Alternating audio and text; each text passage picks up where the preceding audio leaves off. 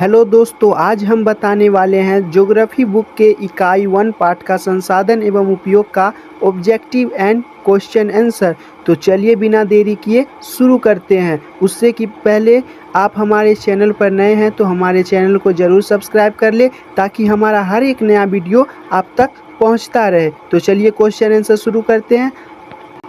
चलिए पहले हम ऑब्जेक्टिव बता देते हैं, उसके बाद चलेंगे आगे क्वेश्चन आंसर पर, लघु उत्तरीय प्रश्न पर। तो पहले ऑब्जेक्टिव देख लेते हैं। ऑब्जेक्टिव हमारा क्या है? कोयला किस प्रकार का संसाधन है?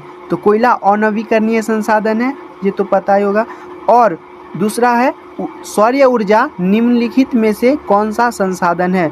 पुनः प्रयोग, क्योंकि ये हमें आसानी से प्रतिदिन प्राप्त हो जाता है। और तीसरा क्या है? तट रेखा से कितने किलोमीटर क्षेत्र सीमा अपवर्जक आर्थिक क्षेत्र कहलाते हैं? तो ये हो जाएगा 200 नैनोमीटर। एनएम का फुल फॉर्म होता है नैनोमीटर। और ये चौथा है डाकुओं की अर्थव्यवस्था का संबंध है। तो डाकुओं का अर्थव्यवस्था का संबंध किससे है? संसाधनों का अनियोजित विदोहन से। और पांचवा है समुद्र क्षेत्र में राजनीतिक सीमा के कितने किलोमीटर क्षेत्र तक राष्ट्रीय संप्रदा निहित है? तो ये होगा 19.2 किलोमीटर। तो ऑब्जेक्टिव बहुत छोटा था, हो गया। तो हमारा ऑब्जेक्टिव खत्म हो गया। अब चलते हैं लघु उत्तरीय प्रश्न पर। तो बिना समय देरी किए वो भी बहुत जल्दी बता देंगे। अब देखिए लघु उत्तरीय का हमारा पहला प्रश्न है, संसाधन को परिभाषित कीजिए। तो ये बहुत ही आसान इसका आंसर होगा, सिंपल बताते हैं। पहला का आंसर होगा मानवीय उपयोग में आने वाली सभी वस्तुएं संसाधन कहलाती है। प्रसिद्ध भूगोलविद जिम्मरमैन के अनुसार संसाधन होते नहीं बनते हैं। ये किसने कहा था? प्रसिद्ध भूगोलविद जिम्मरमैन। तो ये क्वेश्चन ज़रूरी है क्योंकि ये एग्जाम में भी आ सकती है, पूछ भी सकता है कि प्रसिद्ध भूगोलविद जिम्मरमैन के अनुसार संसाधन को परिभाषित करे। तो इसको आप लोगों को याद कर लेना है।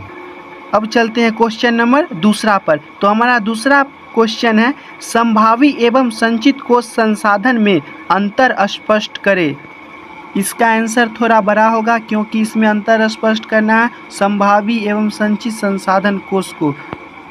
तो इस दोनों का परिभाषा लिख के अंतर स्पष्ट करना होगा, इसलिए ये थोड़ा लंबा इसका आंसर आएगा। तो चलिए इसका आंसर देखते हैं। तो पहला हम संभावी संसाधन देखते हैं। तो संभावी संसाधन क्या है? वैसा संसाधन जो किसी क्षेत्र विशेष में मौजूद होते हैं, जिसे उपयोग में लाए जाने की संभावना रहती है, अर्थात जिसका उपयोग अभी तक नहीं किया गया हो, संभावी संसाधन कहलाता है। इस आंसर का मतलब है कि कुछ ऐसे संसाधन है जिसे उपयोग में लाए जाने की संभावना है, अर्थात इसका उपयोग अभी तक नहीं किया गया हो, अभी तक नहीं किया गया हो और उपयोग में लाए जाने की संभावना है।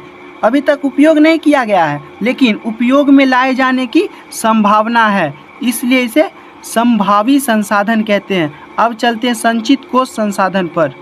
तो संचित कोश संसाधन है वैसा संसाधन भंडार जिसे उपलब्ध तकनीक के आधार पर प्रयोग में लाया जा सकता है, अर्थात इसका उपयोग अभी तक नहीं किया गया है। यह भविष्य की पूंजी है, संचित कोश संसाधन कहलाता है। तो चलिए इस दोनों को समझते हैं। तो इस आंसर का अर्थ है कि इसे उपलब्ध किया जा सकता है लेकिन इसका तत्काल प्रयोग शुरू नहीं हुआ है, यह भविष्य की पूंजी है, इसे ही संचित को संसाधन कहते हैं। तो दोनों के बीच अंतर क्या है आप समझ गए होंगे। तो चलिए बिना देरी किए क्वेश्चन 3 पर चलते हैं। हमारा क्वेश्चन नंबर 3 है, संसाधन संरक्षण की उपयोगिता को लिखिए। तो इसका भी आंसर छोटा ही होगा, बता दे रहे हैं। तो चलिए इसका आंसर देखते हैं। इसका आंसर है सभ्यता एवं संस्कृति के विकास में संसाधन की अहम भूमिका होती है। इससे अविवेकपूर्ण या अत्यधिक उपयोग के कारण विभिन्न सामाजिक, आर्थिक और पर्यावरणीय समस्या उत्पन्न होती है। इन समस्याओं के समाधान के लिए विभिन्न स्तर पर संसाधनों का संरक्षण आवश्यक है। आपने क्वेश्चन नंबर 3 भी देख लिया और अब चलते हैं क्वेश्चन नंबर 4 पे। तो चलिए लास्ट क्वेश्चन है, तो क्वेश्चन नंबर 4 पे चले। क्वेश्चन नंबर 4 है, संसाधन निर्माण में तकनीक की क्या भूमिका है, स्पष्ट करें। तो ये भी इसका भी आंसर बता रहे हैं। तो चौथा का आंसर देखिए, संसाधन निर्माण में तकनीक की अहम भूमिका होती है क्योंकि प्राकृतिक पदार्थ वस्तुएं तब तक संसाधन का रूप नहीं लेती जब तक कि किसी विशेष तकनीक द्वारा उन्हें उपयोग में नहीं बनाया जाता है। अब क्वेश्चन नंबर 4 के आंसर को समझिए।